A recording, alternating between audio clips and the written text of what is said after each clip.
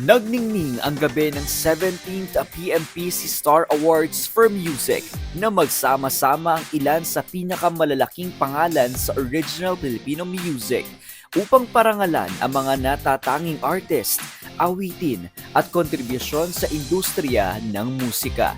Ibinaos ang prestihiyosong awards night noong June 25, 2026 sa Teatrino Green Hills, San Juan City. Kabilang sa mga dumalo sa engrandeng selebrasyon sina James Reid, Moira, Ben and Ben, Jada, Regine Velasquez Alcacid, Maki, Glock 9 at Shanty Dope na lalong nagbigay ningning sa gabi ng pagkilala sa husay at talento ng mga Pilipinong musikero.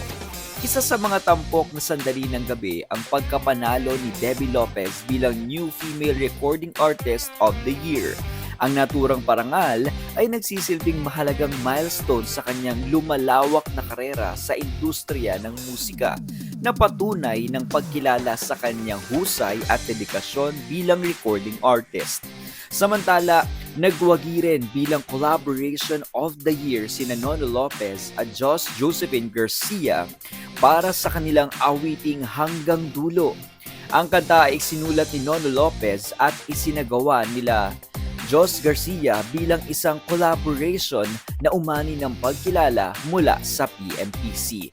Sa kanyang social media post, matapos ang awarding ceremony, ibinahagi ni Nolo na minsan niyang naisip na huminto sa pag-awit at pagsulat ng mga kanta upang pagtuunan ng pansin ang kanyang kumpanya.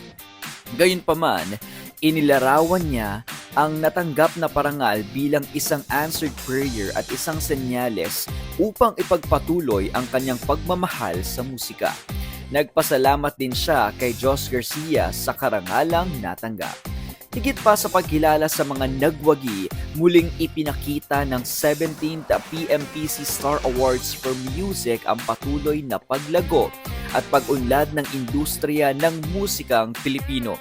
Mula sa mga batikang performer hanggang sa mga bagong umuusbong na talento, ipinagdiwang ng gabi ang husay at pagkamalikhain na patuloy na nagbibigay ng karangalan sa OPM. Sa pagtatapos ng seremonya, muling pinatunayan ng PMPC Star Awards for Music ang kahalagahan ng pagbibigay pugay sa mga artist na patuloy na nagbibigay inspirasyon at nagpapayaman sa makulay na mundo ng musikang Pilipino.